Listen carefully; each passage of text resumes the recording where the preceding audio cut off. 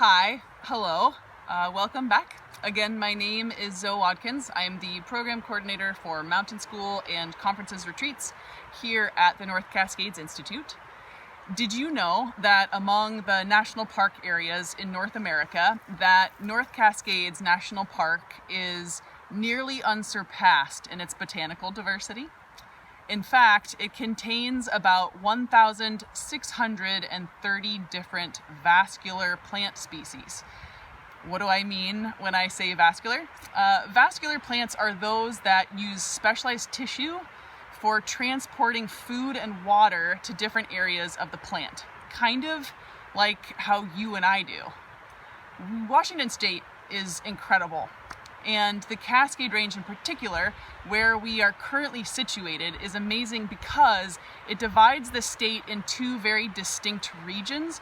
First getting colder and higher, then getting warmer and drier as we go to the east side. In fact, passing through the Cascade Range, we encounter 8 different distinct ecoregions or life zones. Each of these ecoregions can be described either by a tree indicator species like western hemlock or subalpine fir, or by a lack of trees. Evident around us now, we see things like Douglas fir, western red cedar, and a really thick green understory.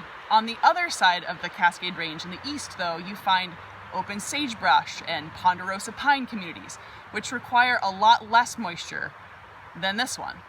Each of these environments have adapted to best suit the climates that are available to them. Let's take a look at a visual. Most of June and early July for us here was wet and rainy, like it is the rest of the year. And then something shifted in this past week in the upper Skagit, and it's been an incredibly warm one, with temperatures in the high 80s and the low 90s.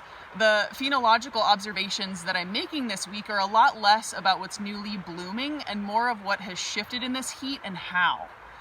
Last week, this sweet little plant called Pipsissewa, or Prince's Pine, was blooming beautiful pink flowers, and now it's lost its petals, giving way to its fruits. This plant is a variety of wintergreen. Simultaneously, its neighbor, twin flower, opened its petite bell-shaped flowers, but it doesn't seem to have held on to them in the heat. And if we look into our rich green understory, salal and Oregon grape have shifted out of blooming and are producing fruits. These fruits become a staple food source in the diet of bears, deer, humans, songbirds, and the like.